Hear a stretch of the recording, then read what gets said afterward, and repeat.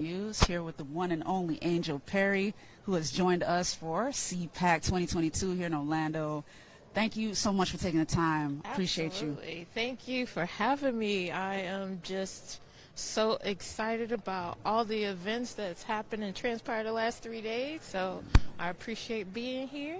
Absolutely. So, ladies and gentlemen, if you've been watching our live stream, we just wrapped up former President Donald Trump. He did his CPAC 2022 speech, and hey, this go around there is no ambiguity as to whether or not he's running for president. Like, he made it clear tonight. So wanted to open up that conversation with Angel, because you guys remember our show, Let's Clarify. This is right in our wheelhouse. This is right in our territory. So Angel, kind of, let's start it off. Like, give the audience your thoughts on what he discussed tonight. He discussed a lot. He was talking for 2 hours. Okay.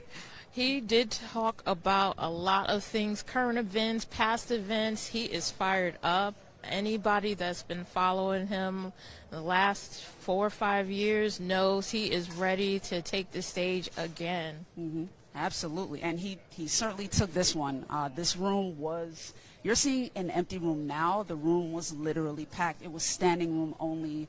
The general admission seats were sold out. The VIP seats were sold out. Everybody was here to hear the president speak for 2 hours straight. And I mean, essentially, you guys heard my my kind of recap over the last couple of days when I did my stand-up this morning, and he touched on a lot of the talking points that we mentioned this morning. He touched on the situation with the schools. He touched on the situation at the border. He touched on Ukraine. He touched on Russia, and he talked a lot about the things that he accomplished during his administration in comparison to what the Biden administration has going on at the moment. Yes, so the important thing is he did talk on current events, so you know that he is keeping track of everything. He is not skipping a step whatsoever. He talked in line about, picking your schools, parents having rights, the state of the gas prices. That touched everybody because we are over it already, okay? The filling up at $3.49, I'm done.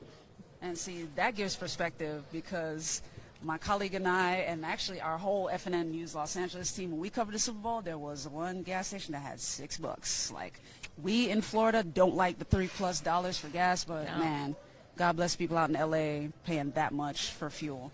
But he touched on that, and he and several of the other speakers over the course of CPAC have been kind of connecting the dots in terms of the consequences. The point that they've been making, including former President Donald Trump, is that the situation with Russia and Ukraine comes down to energy and energy independence and energy dominance. That was the phrase that President Trump used tonight. He mentioned that during his administration he accomplished that. He mentioned that the U.S. had energy dominance on the world stage, and he promised to restore that. He made promises to restore a lot of the things that he had put in place back when he was president. Of course, the base was riled up and ready for all of that. Yeah, so the crowd was fired up. He spoke to everybody's hearts. I haven't seen anything like this in a long time.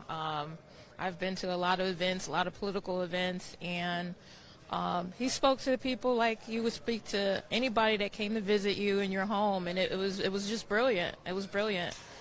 So it's going to be a tough fight going forward for anyone running for president. It's going to be tough. It's going to be close. I mean, and the interesting thing is whoever is in the race or whoever was kind of on that short list, the competition just got a lot tougher. But on the plus side, though, now that he has completely clearly laid down the gauntlet, we all know what the goal is at this point. We all pretty much knew that he was running for president again, but he was kind of being careful about it tonight here on the big stage here at CPAC. He made it very clear that he is running for president again. Yeah. For 2024, you heard it here live on our network here, and everybody's fired up and ready to go. And it's important. Everybody needs to be involved. On our show on Clarify, we've said it dozens of times. I'm going to say it here again. Make sure you're registered to vote. Make sure you know who your elected officials are.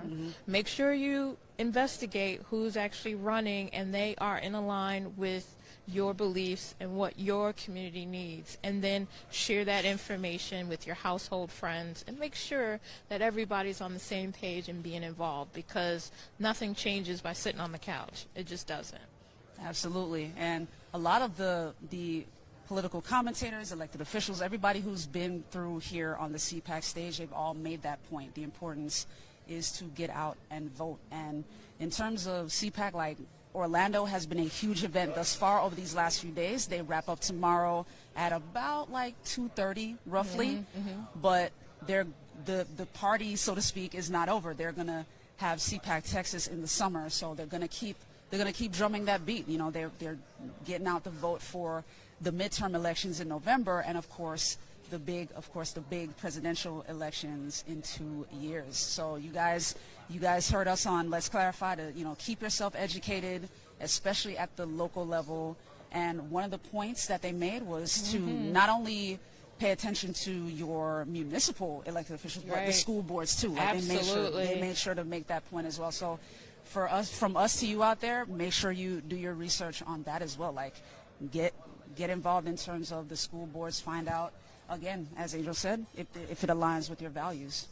So for here in Florida, most people don't know that most legislative bills, there is a part where when it's in committee that the public can speak. I recently was in Tallahassee myself and got to visit with several of our elected officials and got to see the process in action, and any bills that I had questions about, I had my answers given to me by elected officials as well. A lot of people saw me just within, you know, me just asking without an appointment, so it was great.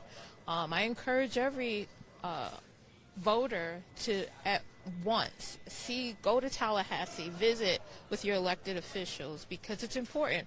Or when they're back in their districts, to also visit them and just say hello, even if you don't have anything urgent to speak about. But, you know, it's good for them to get that feedback, and you make your presence know that you are watching. You are holding them accountable.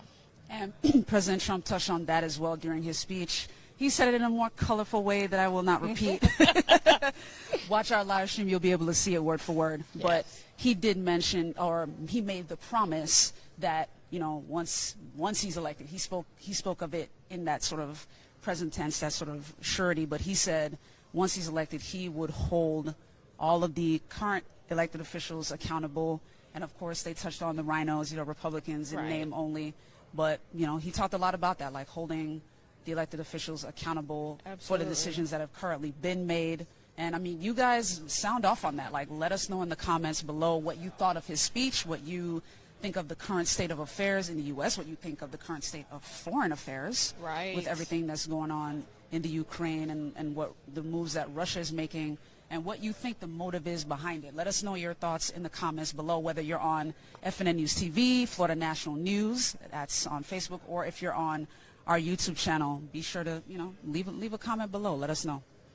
And then speaking on Ukraine, prayers go out to all the families of lost life. It is a tragedy. More needs to be done. I mean, piggybacking on 45's comment on sanctions, I don't get it.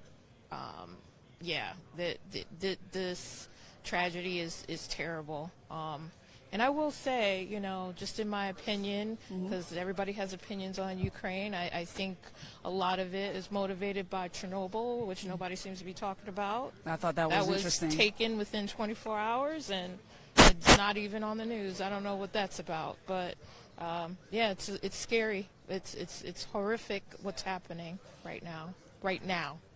Absolutely, absolutely. So let us know your thoughts as well, guys. In the meantime, Angel and I, we're wrapping things up here. Thank you so much for tuning in. Angel, thank you again for taking the time. Thank you for having me. I love it. This was great.